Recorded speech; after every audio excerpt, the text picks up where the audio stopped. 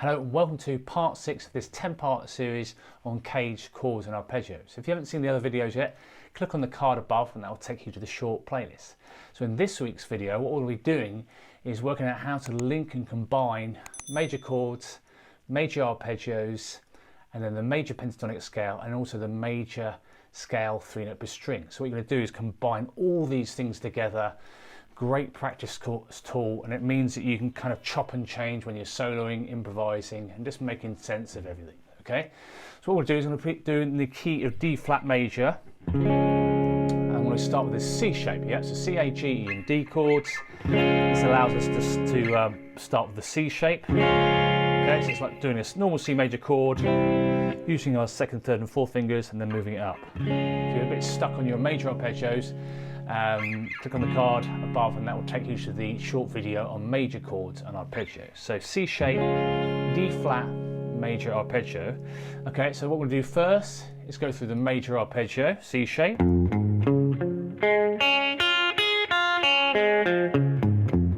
reason we start with our major arpeggios is that's got 3 notes, which is a root, a third, and a fifth.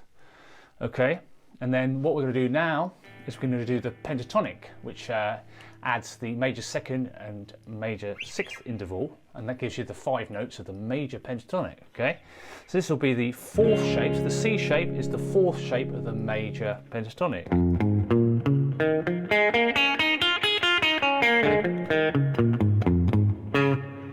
It's always good to end with the root note. So that's the 4th shape of the D flat major pentatonic.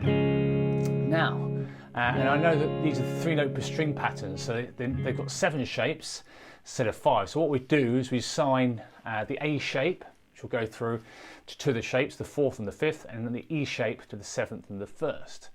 So that all makes sense. So what we're going to do, the C shape goes nicely underneath, over the top of the 3rd shape of the major scale, okay?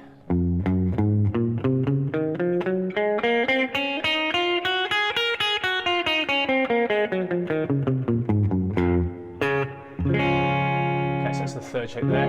The diagrams here, you'll be able to get access to all of these, so you'll be able to get the major arpeggios PDF, the major pentatonic PDF, and again it comes with all the kind of the chords there on the green for the major arpeggios, and we've also got suggested pitch bends on the major pentatonic, which are the red dots, so full tone bends, and then you've also got suggested bends for the major scale. So the blue ones will be semitone bends, and then the red ones will be full tone bends. Okay, so that'll just give you a nice little map and reference point. Okay, technically you can bend any note up to the next note in the scale, but this will just give you the kind of essential ones. Okay, so just to confirm what we did: D flat major, C shape, arpeggio, major arpeggio. Then we did the 4th shape of the major pentatonic, and then we did the 3rd shape of the major scale.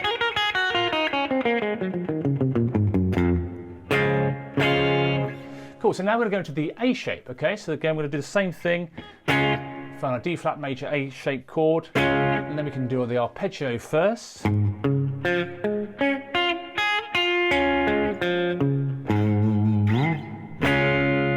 Okay, now this shape goes sits on top of the 5th shape of the major pentatonic. So you can either play it with the 2nd and 4th, and then 1st and 4th, or we can even play it quite commonly with the 1st and 3rd finger. Even good to practice both as a... Cool, so hopefully that makes sense. Now what we've also got is 2 shapes, because there's 7 shapes to the 3-note per string. This will also be our 4th shape of the D flat major scale. Again, keep an eye on where those root notes are. That will tell you where to start the scale in relation to where the root notes are. So the root notes are always in white. Okay, and then also you've got the nice pitch bends. So in that one there, for example, you've got nice semitone bends there. Again, you might want to chop and change your fingers. depending on what you're doing riff-wise.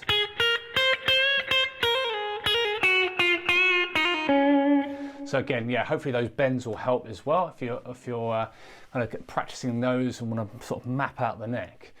Cool. So that's the fourth shape that goes under the A shape there,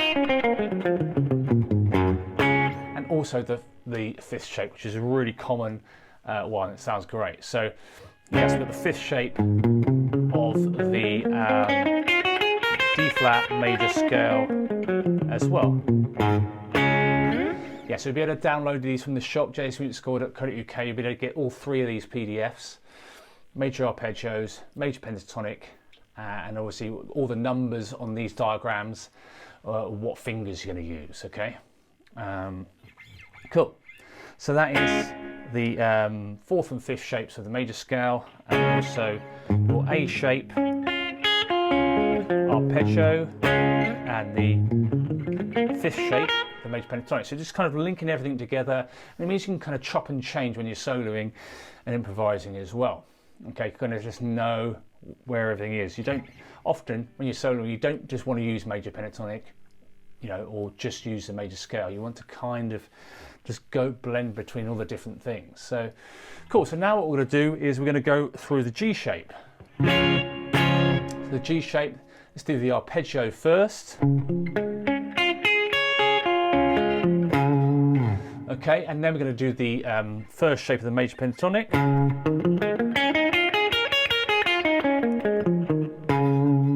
Okay, and just check the fingers I've suggested here. You don't have to use these, but I think that's just generally it'll work the best, I think, for me. So it should work best for you as well. So that's the major G shape, major arpeggio, and the first shape of the major pentatonic. Okay, and then also the G shape for the 3-note per string is the sixth shape. Again, look at where the root notes, those white dots are, in relation to where you actually start the shape. So we're going to go like this.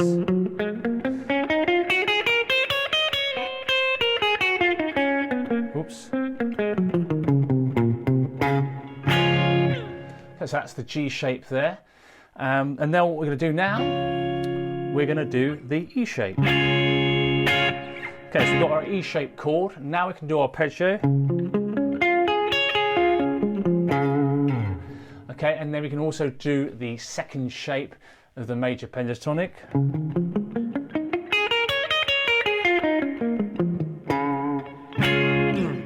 Okay, and then we can also do the seventh and the first shapes of the major scale. So the seventh shape just starts a semitone down from the root note on the 8th fret here. So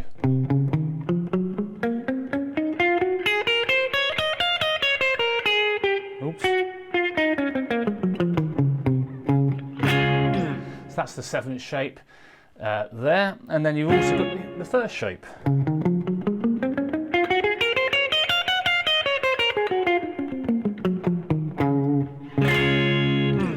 Okay, so yes, so far we've done C, A, G, E, and then obviously our last letter in the word caged is the D. Okay, so we've got the D shaped major chord.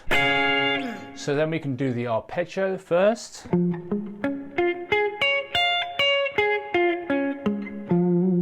Okay, that one jumps around quite a lot. Okay, and then we've also got, that also coincides with the third shape of the major pentatonic.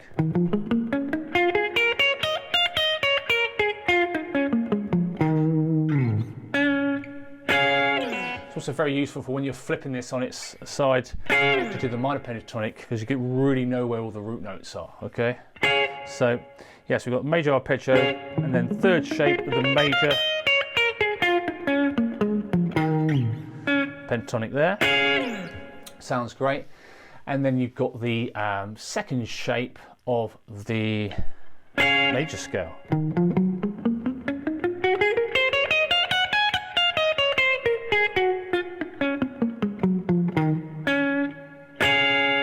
And then you'll just simply, after that, you just go back. So that shape is like that shape, and so on. So hopefully you find that useful. It can take a bit of time to get your head around, but what the idea is then you're just really being aware anywhere up the neck you can just go, right, I'm going to be E major, I want to play an E major in this part of the neck. You've got the A shape there. You also got the fifth shape. And then you've also got the fourth and the fifth shapes of the major scale. So really useful. Again, practice those bends as well. Again, feel free to download these from the shop, so you can get the, they've got the chord shapes there in green for the major arpeggios, and obviously I've put on top of each shape what chord shape to assign to it. So hopefully you found this useful. Please give it smash that like button if you've enjoyed it. Any comments or suggestions, feel free to let me know below, and please subscribe and hit that bell icon for notifications if you haven't already. Thanks very much for watching. I'll see you next time. Cheers. Bye.